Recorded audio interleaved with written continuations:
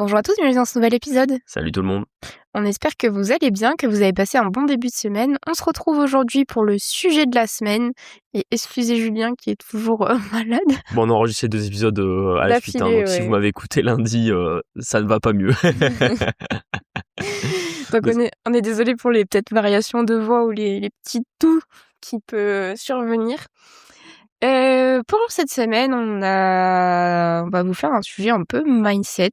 Pourquoi? Parce que c'était toi qui as eu un call cette semaine avec quelqu'un qui avait pas mal de freins pour investir. Et pendant ce call, du coup, t'as levé beaucoup de ces freins. Et ça nous a un petit peu inspiré pour cet épisode, pour d'une manière générale vous faire comprendre que bon, avoir des freins déjà c'est humain, mais c'est surtout que quand on les a, on pense que c'est surtout des facteurs externes, alors qu'en fait la plupart sont internes et du coup ce n'est que conditionné à votre tête, quoi. Exactement. C'est pour ça que je voulais en parler aujourd'hui. C'est que en soi, on le savait déjà, mais on l'a peut-être pas suffisamment, on n'a pas assez parlé, je trouve, dans ce podcast. C'est pour ça qu'on voulait faire l'épisode du jour sur ce sujet-là.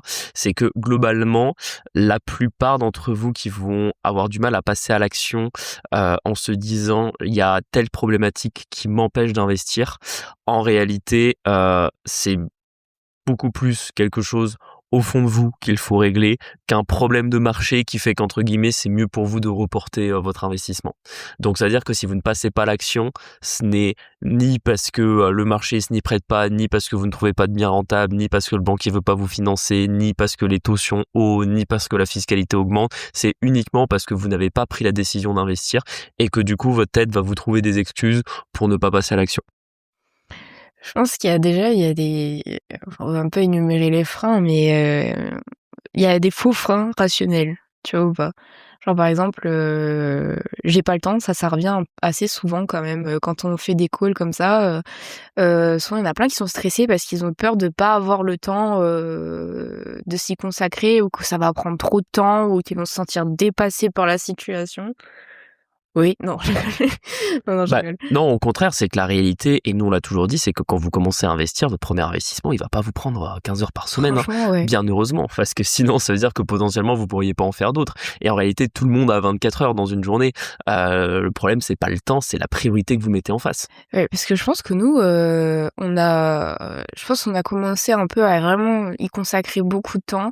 Je dirais à partir de 15 lots, 20 lots, je dirais, un truc comme ça. Ouais, même un peu plus, je dirais 20-25 Ouais. lots à peu près. Ou là, moi, avant ces lots-là, avant ce nombre-là, je me rappelle pas trop, en fait. Ouais, même des fois, tu sais, on avait peur que ce soit trop calme. On se dit, c'est bizarre, il y a peu de problèmes, tout va bien. Puis même, entre guillemets, une opération, nous, on voit le temps que ça prend.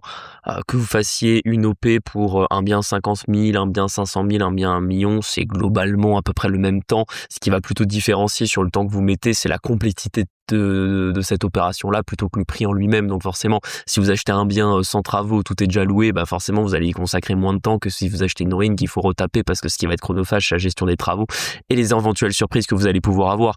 Mais globalement, tout le monde a le même temps et justement en général quand on commence, moi je recommande toujours de pas partir sur des opérations trop complexes mais partir justement sur des trucs simples. Vaut mieux que vous trouviez ça facile et que vous ayez l'impression qu'en fait vous avez vous aviez du temps pour en lancer une autre que d'être bloqué sur une OP pendant des mois voire des années si elle se passe mal et de se dire ah bah non, si j'avais su le temps que ça me prendrait, je me serais pas lancé dedans.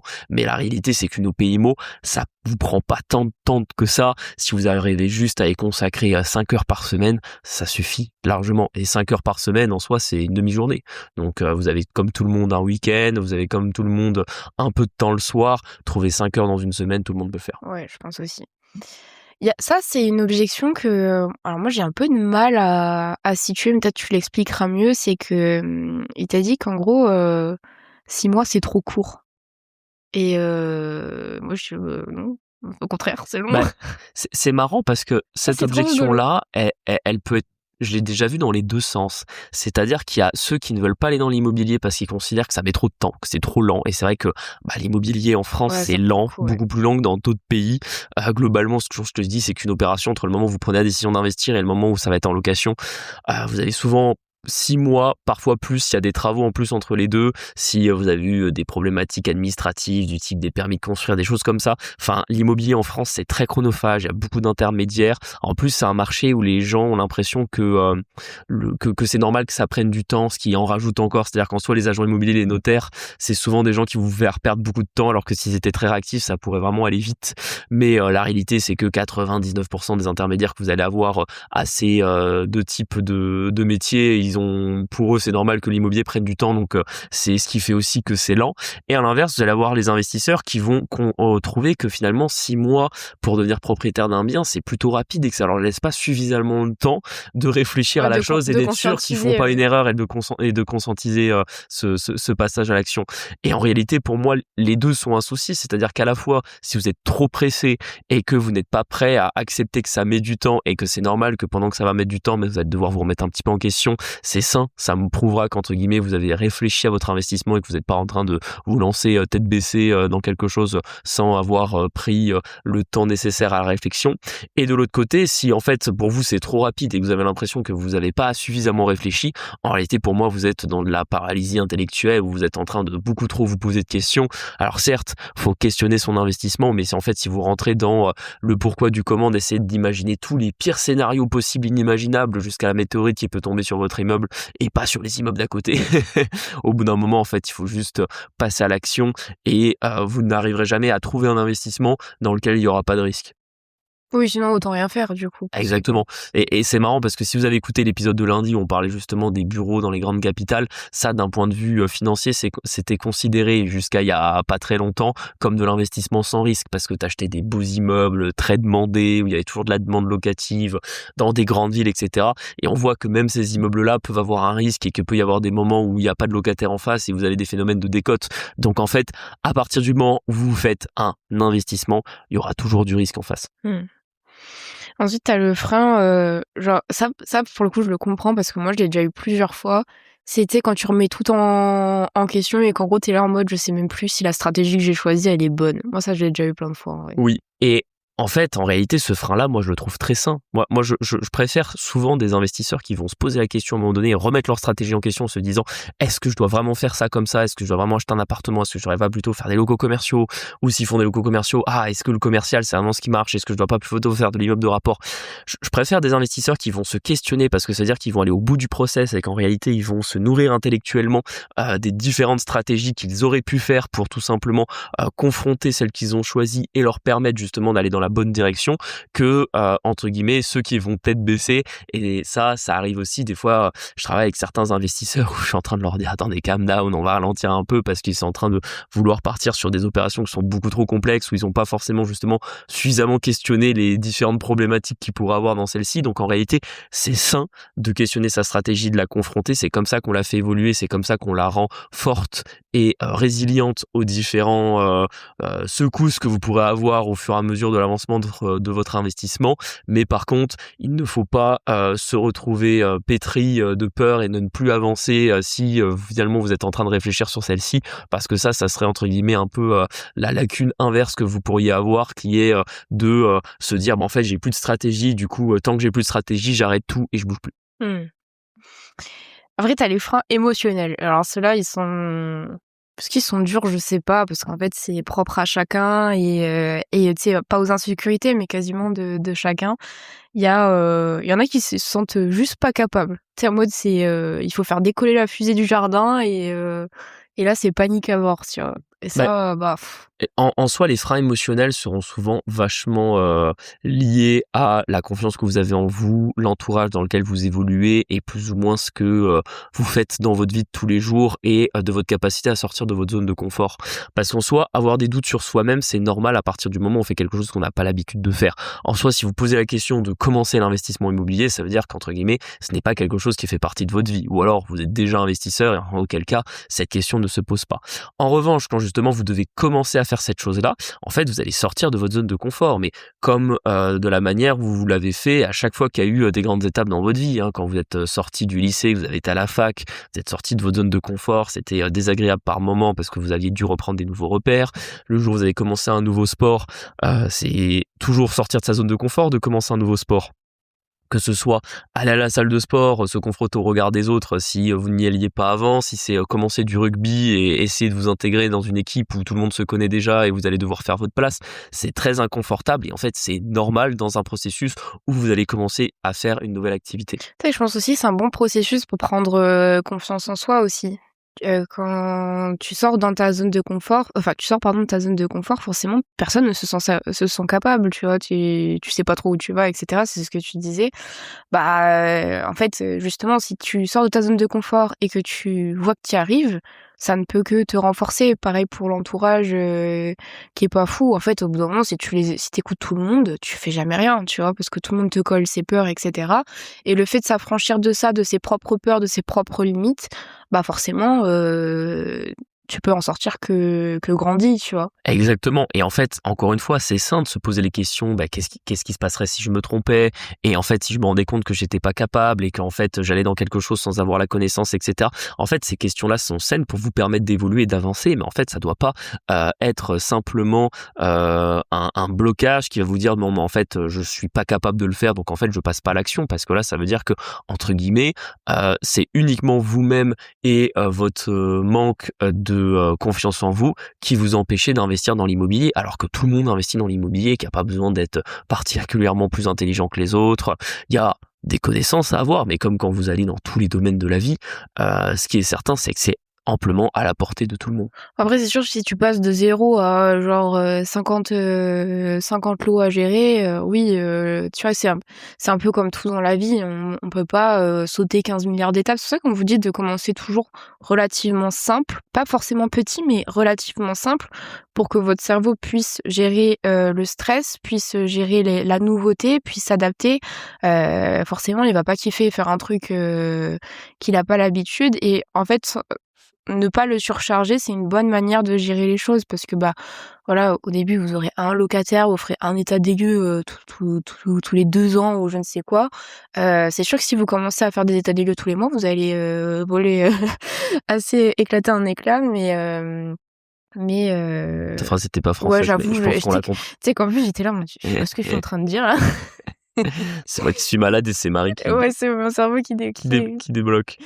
Et du coup, justement, le faire étape par étape, grossir petit à petit, c'est un peu comme quelqu'un qui se met à courir. Vous n'allez pas courir un marathon de suite. Non, vous allez faire commencer par un 3 km, un 5 km, un 10 km et ça ira de mieux en mieux. Surtout qu'il y aura une progressivité qui sera vraiment logique. J'ai envie de dire, c'est le même type de frein où moi je l'ai toujours vu dans le sport, particulièrement chez les nanas, parce que j'ai déjà remarqué que souvent les femmes ont un petit peu moins confiance en elles que les hommes.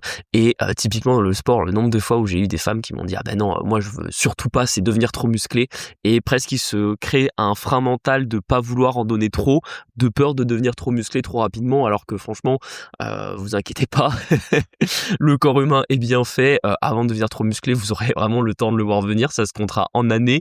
Et j'ai envie de dire, dans l'investissement IMO, c'est pareil, si tu veux pas te retrouver surchargé en ayant 50 lots, tu vas avoir le temps de le voir venir, ça va mettre des années avant que tu arrives à 50 lots. Et si à un moment donné tu t'en rends compte que tu es trop surchargé à 10 lots, 20 lots, tu auras largement le temps de réagir, de faire une pause dans tes investissements, de te réorganiser différemment, de revendre les premières opérations que tu auras achetées. Donc tu vois, ça c'est marrant aussi de se trouver des freins futurs de je serai débordé si j'ai tant de lots, alors qu'en réalité, t'inquiète, t'as vraiment le temps de le voir venir et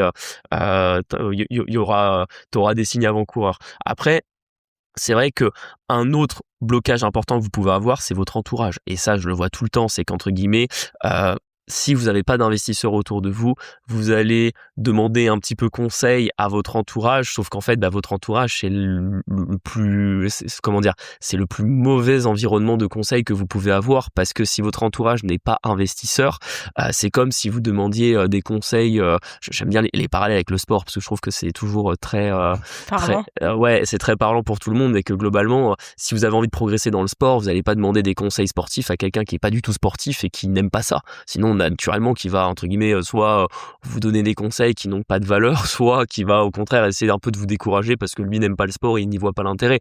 Si vous voulez progresser dans le sport, vous allez demander des conseils à quelqu'un qui est sportif. L'immobilier, c'est pareil. Si vous avez personne autour de vous qui est investisseur IMO ou qui a une connaissance ou un certain degré d'expertise, leur avis ne compte pas.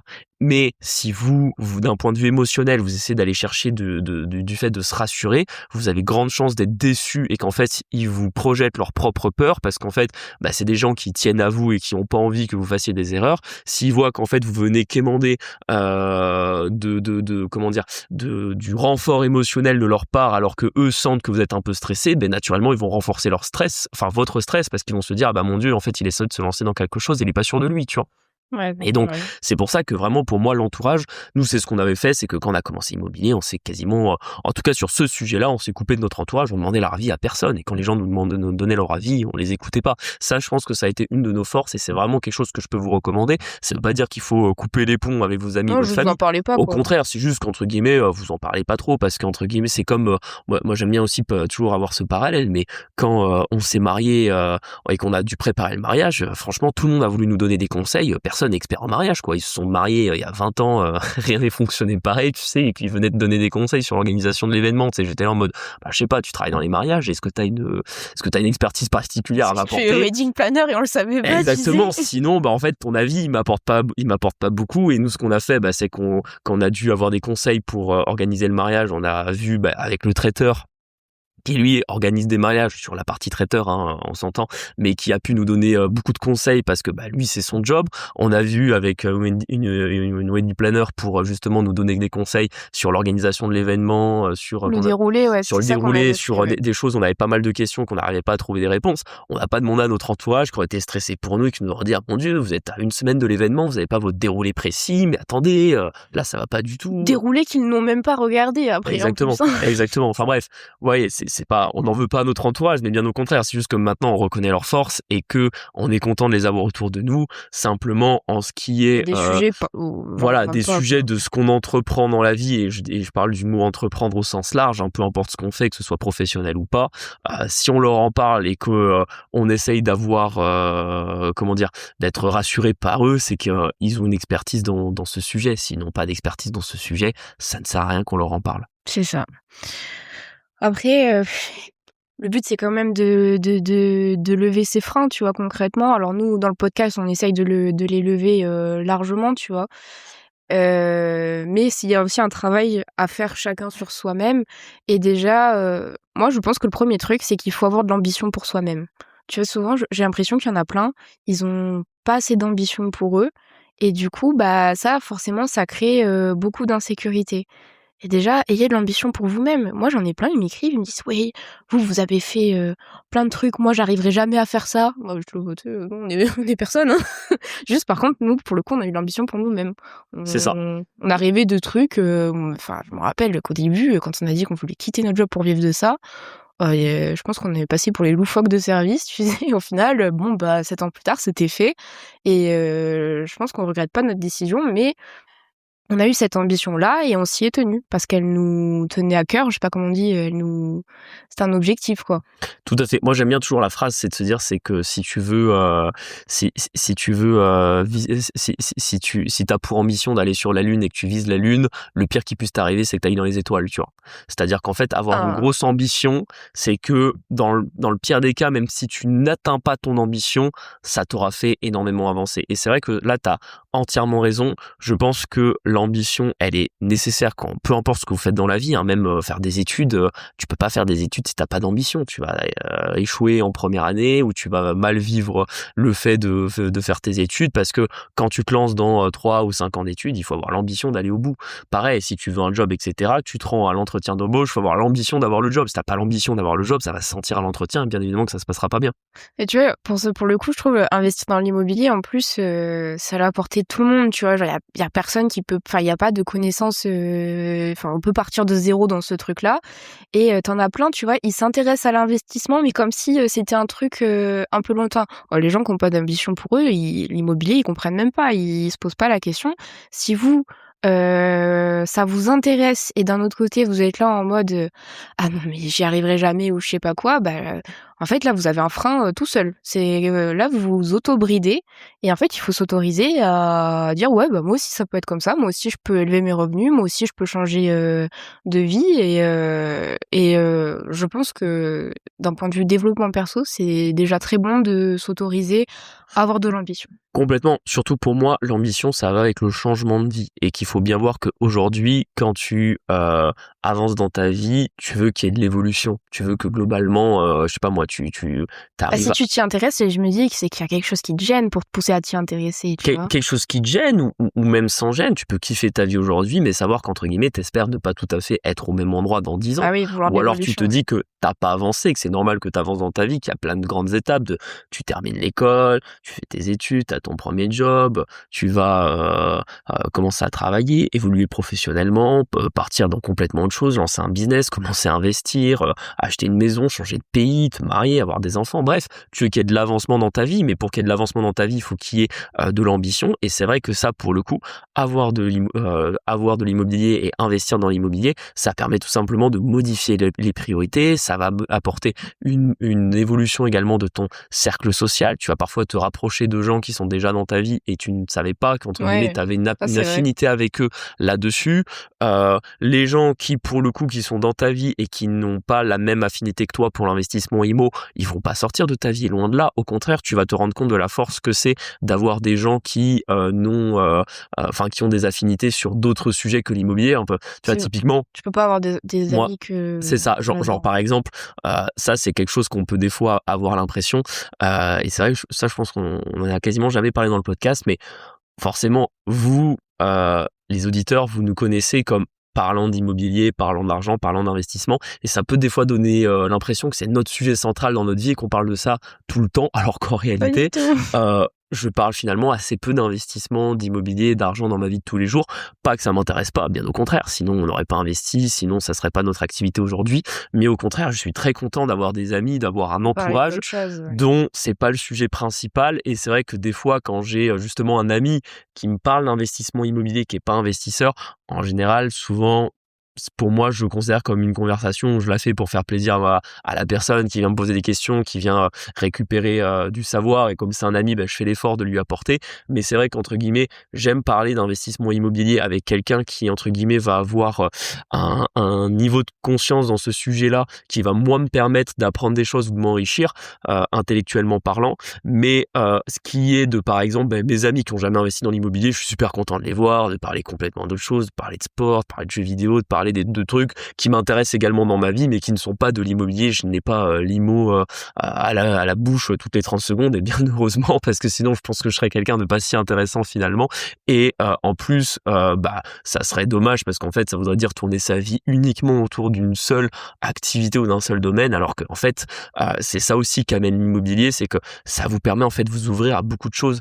Et je pense aussi que, et là, je m'adresse aux auditeurs qui sont finalement peut-être les moins âgés de ceux qui nous écoutent, parce qu'on va dire en général, hein, les auditeurs, vous avez entre 20 et 40 ans, mais là, je m'adresse particulièrement à ceux qui sont plus jeunes que nous, qui sont peut-être en début de vingtaine, qui ont autour de 25 ans. L'immobilier va vous faire grandir super vite. Ouais. Et moi, ça, je le vois, et c'est sans doute peut-être une force qu'on a avec Marie, c'est qu'entre guillemets, les étapes de vie par lesquelles on est passé via nos investissements immobiliers et via les problématiques qu'on a rencontrées, ça nous donne une grosse longueur d'avance sur les gens de notre classe d'âge, entre guillemets, parce que forcément on a vu beaucoup plus de choses, on a compris des choses aussi par rapport à l'argent, la société, la manière dont les relations humaines fonctionnent, dont fonctionne le business, la négociation au sens large, qui fait qu'entre guillemets, euh, bah, je ne saurais pas comment le résumer, mais probablement que, entre guillemets, ça nous permet de moins nous faire niquer par la Ouais, en société en fait, permanence, tu on vois. prend vachement plus de recul et je pense qu'on est moins émotionnel d'une manière générale.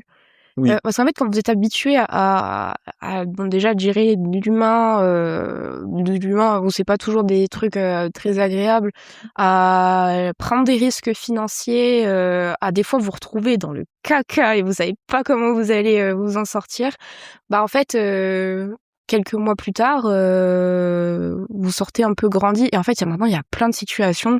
Ah, je suis là, c'est pas grave en vrai, hein, franchement, il y a plein de trucs où en fait, je trouve que c'est pas grave et qu'on peut, complètement. et il y a pas besoin de s'affoler. Et en fait, il y a toujours là où je me dis maintenant, c'est qu'à chaque fois qu'il y a un truc qui arrive ou quoi, que ce soit dans le perso ou dans le pro, je me dis: «Bof, on va bien trouver une solution». Tu vois? Il y a toujours une solution à un problème et ça par contre et du coup ça enfin, je pense qu'on paraît vachement grandi pour notre âge, ou du moins avec une certaine maturité qui est pas forcée, mais qui est due à l'immobilier. Oui, ce qui est Les entrepreneurs, je pense qu'ils se reconnaîtront c'est aussi un ça. peu là-dedans. En fait, ce qui est certain, c'est que ça va vous donner un recul qui va être fou sur un peu toutes les problématiques que vous allez avoir dans votre vie, qui finalement est sain parce que, entre guillemets, moi je me revois il y a 7 ou 8 ans, si j'avais un voyant moteur allumé sur ma voiture, c'était genre le problème de ma vie à l'instant T, tu vois.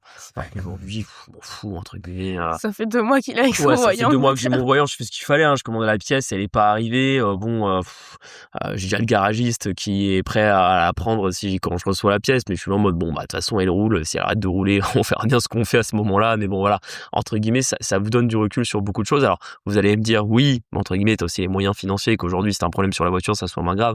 Oui, je suis d'accord avec vous, mais il y a 7 ou 8 ans, financièrement, je pouvais me permettre, peut-être moins qu'aujourd'hui, d'avoir un problème sur la voiture, parce que entre guillemets, bon voilà, j'étais pas non plus à 200 € près pour la faire réparer. Par contre, entre guillemets, j'avais moins de problèmes dans ma vie, et du coup ce problème-là me paraissait beaucoup plus gros, alors qu'aujourd'hui je suis là en mode franchement c'est que ça, c'est pas grave.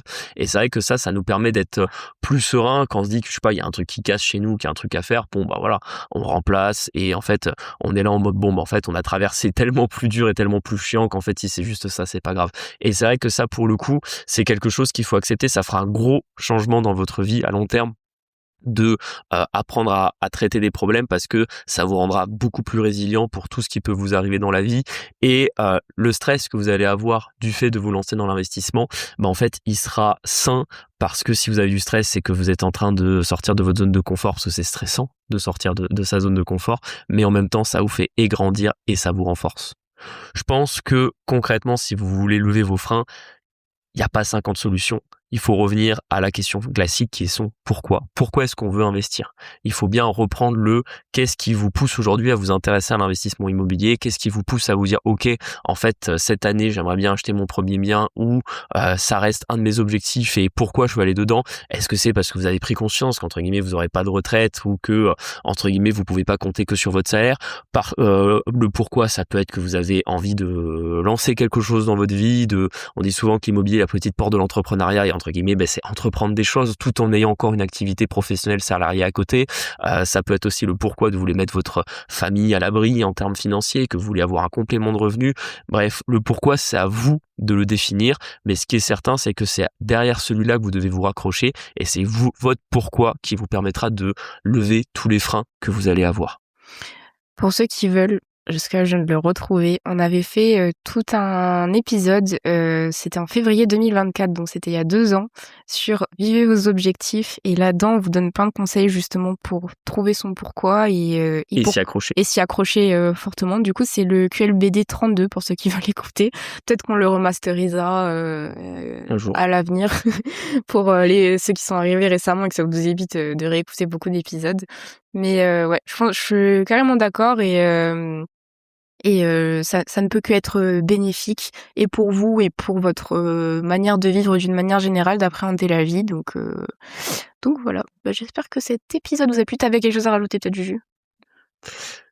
Pour moi, ça serait de réinsister une dernière fois que, entre guillemets, le plus gros obstacle pour vous permettre d'investir, c'est pas la banque, c'est pas le marché, c'est pas la difficulté à trouver un bien, c'est pas la difficulté à trouver un financement. En fait, sinon c'est sans fin en fait. T'as toujours, il y a jamais de bon moment, il y a jamais, tu vois, de conditions idéales. En fait, c'est juste qu'en fait, il faut toujours en revenir à la base, c'est que peu importe l'excuse ou la chose qui va te dire qu'en fait, c'est pas le moment pour investir, ou que c'est difficile d'investir à cause de ça, la réalité, c'est que derrière ça, il y a toujours ta propre peur, et c'est toujours toi-même avec tes pensées, ton cerveau et ton incapacité à passer à l'action qui est la problématique, et rien, en tout cas aujourd'hui, n'empêche n'importe qui de pouvoir se lancer dans l'immobilier. Il y a toujours une solution, et peu importe le problème que tu peux imaginer qui ne dépend pas de toi, en réalité ne dépend que de ta volonté justement de te lancer là-dedans. C'est une très belle conclusion. Écoute, j'aurais donné ce que j'ai pu avec ce que j'avais, ma voix tenue. Je vais aller terminer un tube de lysopaïne et dormir jusqu'à la semaine prochaine. J'espère que cet épisode vous a plu. N'hésitez pas à nous suivre à nous mettre 5 étoiles sur les plateformes, à nous suivre. Ça nous aide au niveau de l'algorithme, à nous rejoindre sur Instagram, Quitte le Boomer Dream et La Flouserie. On vous partage notre quotidien d'investisseur. Et on se dit à la semaine prochaine pour un prochain épisode. À bientôt. Ciao.